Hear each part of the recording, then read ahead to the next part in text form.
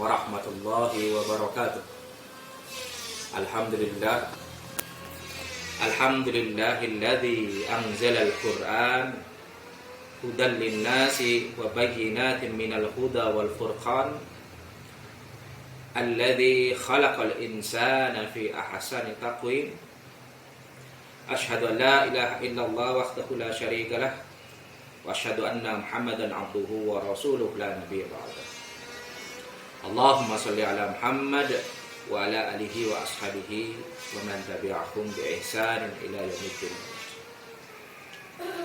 Alhamdulillah, pemirsa Kedu TV yang insya Allah dimuliakan oleh Allah Subhanahu wa Ta'ala, tidak terasa 10 hari kedua di bulan Ramadan ini terus merayap, terus mendekati di puncak Ramadan nanti, di mana di 10 hari ketiga termasuk 10 hari kedua bagian akhir ini kita juga akan mendapati suatu peristiwa penting yang mungkin selama ini kita sering peringati, itulah peristiwa nuzulul Quran.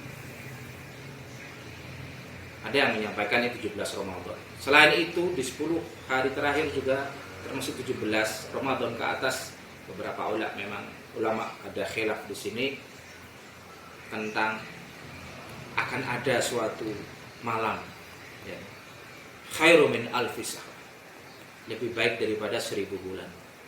Itulah malam Lailatul Qadar ya.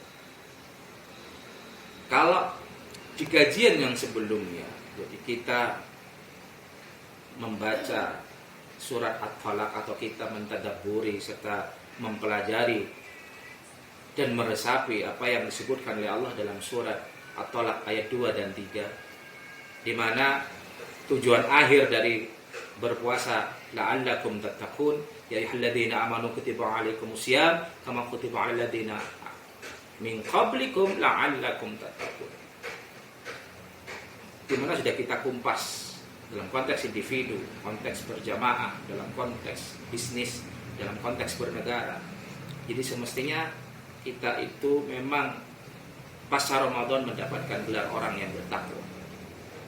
Ya. Sebelumnya kita bahas bagaimana ciri orang yang bertakwa. Yang pertama jelas dikatakan, ya kan? Wa may yattaqillah yaj'al lahu makhraja, dalam surat At-Talaq ayat 2. Siapa saja yang bertakwa, dia semestinya mendapatkan jalan keluar atas musibah, atas usaha, atau atas problematika, atas krisis yang dihadapi. Ya. Di ayat At-Talaq ayat ketiganya juga disebutkan wa may yattaqillah, lanjutan dari ayat tadi. Ya, wa may yattaqillah yaj'al lahu makhraja wa yarzuqhu min haitsu la yahtasib. Dia akan mendapatkan rezeki dari Allah dari jalan yang tidak diduga-duga. Ya. Kok sempat kita bahas sebelumnya bisnis. Kalau kita kita hubungkan dengan bisnis, di antaranya semestinya bisnis kita itu semakin berkembang pasca kita melaksanakan puasa Ramadan, pasca kita mendapatkan gelar yang muttaqin. Semestinya itu yang kita harapkan. Berarti ketika bisnis kita tidak berkembang, ketika keluarga kita kurang harmonis, ketika anak kita kok semakin nakal, ketika negeri ini tidak ujung selesai dari permasalahan dan krisis yang melanda, maka dimungkinkan karena ketakwaan masih jauh dari kita dalam konteks individu, berjamaah, atau dalam berbisnis di antaranya, dan dalam konteks bernegara. Karena dilanjut di ayat 3-nya tadi, ya kan? Wa may yatawakkal 'ala Allah fa huwa hasbuh. Ya, ketika kita bertakwa kemudian lanjutkan bertawakal kepada Allah, maka cukuplah.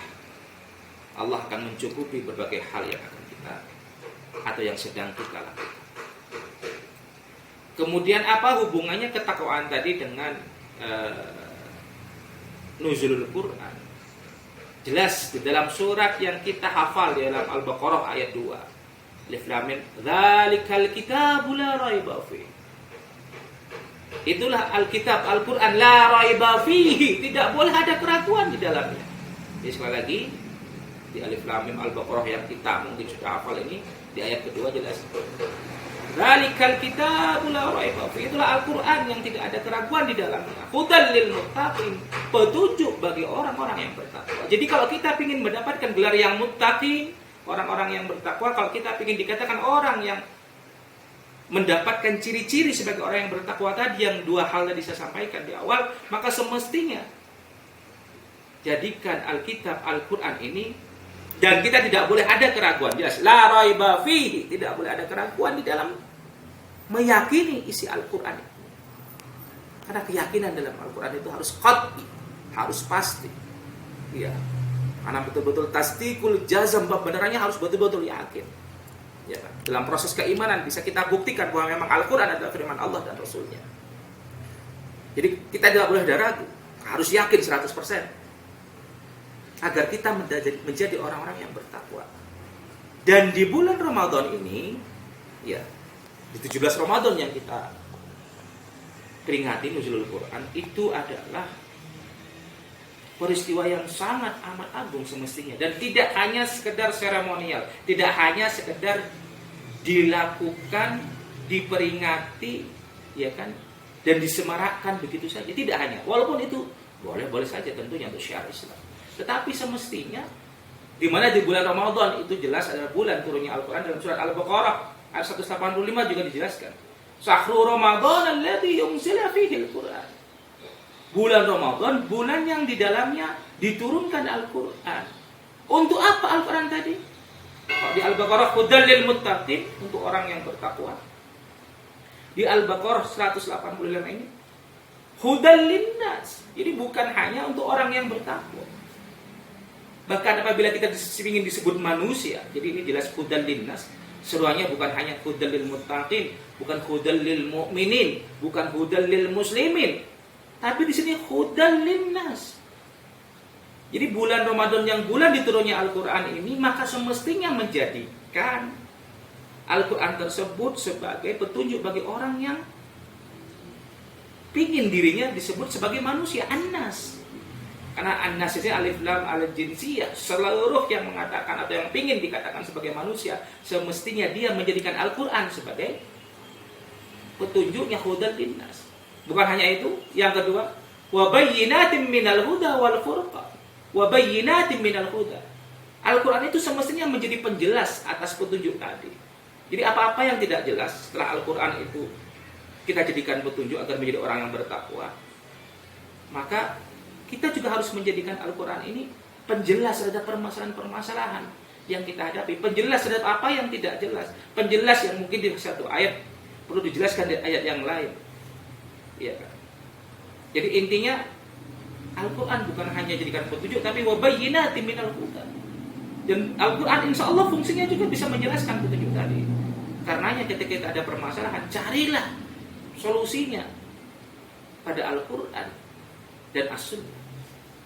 Ya kan? Karena memang Al-Quran tidak bisa berdiri sendiri, karena Rasulullah juga sebagai Rasul yang kita teladani menyebutkan di dalam hadisnya, taraktu fikum amrani lan tadillu ma antamasaktum bihima, kitabullah wa sunnati. Aku tinggalkan dua hal yang kalian tidak akan pernah lan tadillu, tidak akan pernah tersesat. Ma antamasaktum bihima, siapa saja apabila kalian berpegang teguh kepada kedua, yaitu Al-Quran dan As-Sunnah.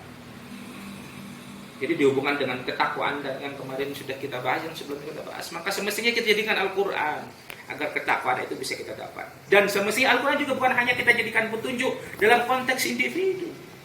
Jelas An-Nas, dalam konteks manusia, dalam konteks kehidupan pun, dalam konteks berorganisasi, dalam konteks bernegara, semestinya kita menjadikan Al-Quran sebagai petunjuk. Karena di kelanjutan ayat ini, wal furqan, Al-Quran itu bisa menjadi pembeda antara yang hak dan yang batil. Al-Quran itu akan menjadikan pembeda antara orang-orang yang tidak benar dan yang benar. Bisa jadi pembeda mana yang halal dan yang haram. Bisa menjadi pembeda antara cahaya, an-nur dan az-zulumat dan qadhaimah. Sehingga pemirsa Kutu TV yang insyaallah dimuliakan oleh Allah, maka semestinya pasca Ramadan kita sudah bisa mendapatkan gelar yang muttaqin.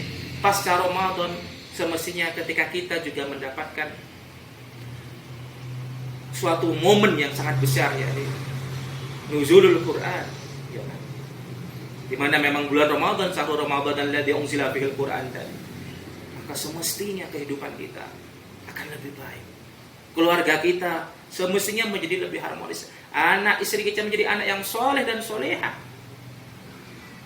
Karena investasi anak yang soleh dan solehah juga ini suatu hal yang sangat kita perlukan dan sangat kita inginkan. Karena kata Rasulullah itu masuk adalah doa yang sampai kita wafat pun, doa seorang anak itu akan mengalir kepada kita. Dalam hadis yang banyak yang jelas dikatakan, idza mata bani Adam in qata'a amaluhu illa fi thalath. Apabila telah wafat, telah meninggal bani Adam, in qata'a amaluhu illa fi thalath, ia akan terputus seluruh amalnya kecuali 3 hal. Al-waladun saleh yad'u lahu, salah satunya seorang anak soleh yang dia mendoakan kita orang tua. Jadi meskipun meninggal, selain dikatakan wasadaqatun jariyatun, ya, dan sedekah jariyah, ya, wal ilmu yuntafa'u bih, dan ilmu yang bermanfaat. Jadi sekali lagi, kalau dihubungkan dengan ketakwaan yang kita inginkan tadi, semestinya sekali lagi apabila kita menjadi orang yang bertakwa, kita menjadikan Al-Quran yang turun di bulan Ramadan, yang senantiasa kita peringati nuzul Qurannya di bulan Ramadan ini sebagai pedoman hidup. Bukan hanya konteks kita individu, tapi konteks dalam berbisnis pun. Nah, sekali lagi dalam konteks berbisnis, maka semestinya kita menjadikan Al-Quran dan As-Sunnah sebagai petunjuk agar bisnis kita, agar usaha kita bisa berkembang. Dalam konteks bernegara juga seperti itu. Semestinya negeri ini juga menjadikan Al-Quran dan As-Sunnah sebagai petunjuk. Jangan hanya bulan Ramadan diperingati turunnya Al-Quran, tetapi Al-Quran isinya kita abaikan. Jangan sampai nuzulul Quran kita peringati, tetapi isinya tidak kita anggap sama sekali. Semoga ini bermanfaat. Mohon maaf atas kekurangan Al-Fakir dalam menjelaskan ini semua. Mohon maaf apabila ada kata yang kurang berkenan. Subhanakallahumma wa bihamdika asyhadu an la ilaha illa anta astaghfiruka wa atubu ilaik. Wabillahi taufiq wal hidayah. Assalamualaikum warahmatullahi wabarakatuh.